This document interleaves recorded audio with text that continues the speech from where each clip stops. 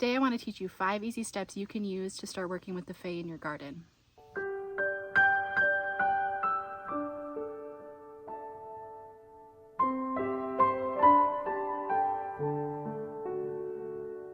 Hello, I'm Midgard Mother. My name is Taylor. I'm the creative, mystic, intuitive for the earth and the woman's body, helping you to facilitate relationships that are grounded, fruitful, and follow the path of the wise woman. In order to work with these nature intelligences, we first need to understand what they are. Nature intelligences are something I like to refer to, and I believe many refer to, as the Fae. And that is the energetics, the spirits, the beings within these plants that surround us. Each plant, each species, each flower, each tree holds intelligence within its being. Together, all of these plants around us work as a community to grow, to flourish, to be abundant. While each tree around me is growing in competition with the plants around it, it is just growing tall and strong in its own right, allowing itself to come into its most fertile state in divine timing. When we learn how to properly connect with these nature energies, how to understand their language, we're able to better facilitate and work with them in our garden spaces, in our home, in our natural world around us. The book Gathering Moss offers some really beautiful insight on our connection with this natural world. The book gives the example of our lack of knowledge around the names, just the simple names of these beings, of these plants that surround us. And it's Robin's belief that if we learn the names of these plants, we're able to connect with them with more ease and clarity. Most of us probably only know the names of a small group of plants. And it's my sole purpose and heart's desire to really help you to identify the plants in your local area, to facilitate a connection with them, to feel not only more grounded and in peace, but also to feel more rooted and connected with this bigger circle of being that we're very much a part of. What comes to mind is just the other day sitting on my deck with a poppy plant my son had planted, and really sitting with this plant and connecting, allowing myself to connect with these energies and seeing how the poppy is really this beautiful example of the maiden, mother, and crone.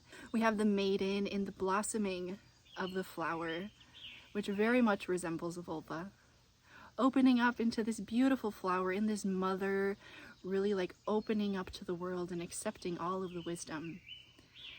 And then it loses its petals and really comes into a late mother crone state of being. Just this one plant holding so many lessons on how we can move gracefully through our life cycle. I want to teach you today 5 easy steps that you can use to begin to connect with these nature intelligences in your own yard, and maybe how to use them to be more resourceful in your garden. The 5 easy ways to connect with the nature intelligences in your home start firstly just by getting into nature, identifying maybe a plant or two. Right in front of me here I have some beautiful red clover growing. Sitting with this plant and maybe just taking it in at first, right? Like noticing what's growing around it, what energetics it gives off, how it grows, what it resembles. Form always follows function in nature, so when we see something that has a specific shape, it often relates very specifically to the body and what the body uses it for. So to connect with the nature intelligences, what we're going to use is body kinesiology. It's using our body as a physical barometer to connect with the unseen world. The very first thing you're going to do is simply ask to connect.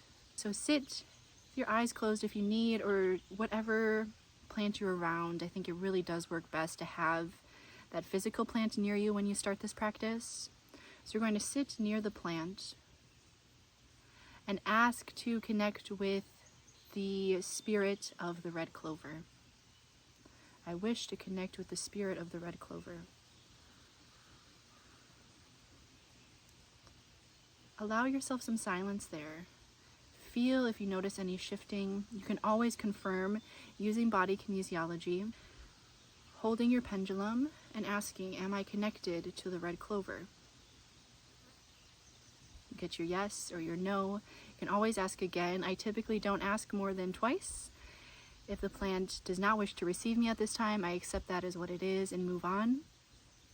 But I've never been denied. I think the plants are hungry and open to working with us as humans again, to working with us in a co-relationship to build more sustainable, healthy ecosystems. So we first ask to connect with the plant and confirm our connection. Once you have confirmed the connection with the plant, step 3 is just to sit with the plant. Ask it any questions you desire. Open yourself up to receive its wisdom, to connect with its energy. And once you have built that connection, you can start to ask it questions. Ask where it wishes to be placed in your yard, in your garden. Ask how it wishes to be used. What parts of the body is it going to be most effective for you? Once you've gathered this information and you know how to use the plant in your space, in your garden, you then get to be the muscle, the human, physical, moving machine behind this plant. Plants take a very long time to physically move space. So this is where the co-relationship really begins, is sitting with the plant and building a relationship, connecting energetic ties. The more you do this, the stronger the connection will be and the more clarity you'll have in moving forward and in gaining the wisdom the plant wishes to share. And then you get to act upon that, which is really exciting. You get to do the things.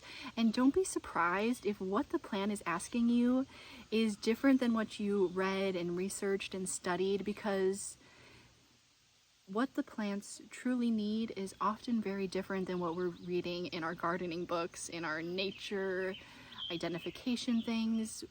The ways the plants wish to be used sometimes differ than their very scholarly, researched medicinals. Once you've done this, you can begin to move on to other plants and testing them. How this looks using it in your garden is a little bit different. So I highly recommend you start off with a chart. Start with a simple graph of your garden. It can be just a square, whatever shape your garden is, draw it out on a piece of paper. If you have a very large garden, it can be helpful to kind of grid it off in a way. This makes asking the questions much easier when you're looking to place the plant in a specific place. So what I would do is I would have my paper, my garden map drawn out. And then I go through either my seed catalog or my list of plants I desire to plant, and I ask, where does the tomatoes wish to be planted in this garden? In this case, we're connecting not with the spirit of the individual plant, but the spirit of the garden, or the deva of the garden. With a deva is an overarching kind of group of spiritual entities, like an overseer, supervisor in more modern terms. So we can really connect with these overarching spirits of our backyard or our garden to get more clarity. And then once we know where the plants within this bigger space wish to be planted, we connect with that plant and ask what it needs to survive, to thrive, to grow in abundance. You'll find that you're growing produce with less input and way more output. When you garden with the nature intelligences, you're building that relationship with the earth, with your food. It produces not only higher quality food, but more food with greater ease. So you have your chart, you've placed all of your plants. If you want to take this a step further, go through and ask each plant spirit what it needs to grow the most fruitful, the most abundant, its most healthy self. Maybe that's fertilizer, maybe that's compost, maybe it's mulching, any of these different practices that you're familiar with, and you can really expand upon this year over year, developing a relationship with these plants. I think what's really special is once you have a connection with a specific plant, for me, for many years, it's been my tomatoes. I then take the seeds, take the babies of these plants that I've grown so near and dear to, and I carry them and I hold them with me throughout the winter months to once again begin in the spring, this time with a literal plant that I have had connection with.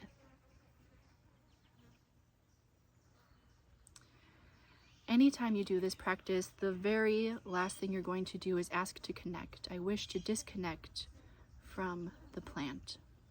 It's a sign of respect. You wouldn't just leave a conversation you're having with a person just like, okay, and just walk away. Like, you would close out the conversation in some way before you move on to your next task or your next thing. You may be wondering why you want to do this. Like, it seems like a lot of extra steps compared to just like putting things where you want them to be in your garden, how you want your garden to. There's some great benefits to gardening and planning your natural spaces in this way. One is that working with these nature intelligences helps to increase the flow of energy and resources throughout the system. You're facilitating this relationship that amplifies energy, not only within the food, but within yourself. Oftentimes I find that the plants that wish to be planted in my space are plants that have spiritual properties that are beneficial to me and my family. They maybe offer medicine, protection, grounded enlightenment. Not only does this offer some sort of spiritual higher flow of energy, but the output, the like physical output of food increases tremendously. I'm not great about keeping record of how much food is coming out of my garden because we're heavy snackers on our garden, but since I've started using these practices, I cannot believe the difference that it has made in the output of food. Our peas, our tomatoes, everything is just so abundant, more than we need, enough that we're able to put some away for winter months. In addition to this, we're gardening in a way that's working with these nature energies and knowing exactly what they need to flourish. So we're able to lessen our dependence on fertilizers or outside, like chemical outside influences. We're able to really mitigate that and keep it at a low level. So we're not spending as much money and putting as much of our own energy into it. Gardening in this way, when you really learn to work with these nature intelligences, not out there weeding tremendously, or you're not out there chasing bugs away, which are crazy right now. Instead, you get to just enjoy your garden, enjoy the energy return of this co-relationship that you're facilitating. I would love to hear how you begin to implement these practices in your own garden spaces, what it looks like for you. Send me pictures of your gardens would be like the ultimate gift, and thank you. And drop any questions below. I want to know what questions you have around this practice, or how this video has impacted you. Please drop your comments in below. I love hearing from you all, and thank you so much for being here today. Oh, bugs. Right, like, okay, oh my god, these bugs are crazy.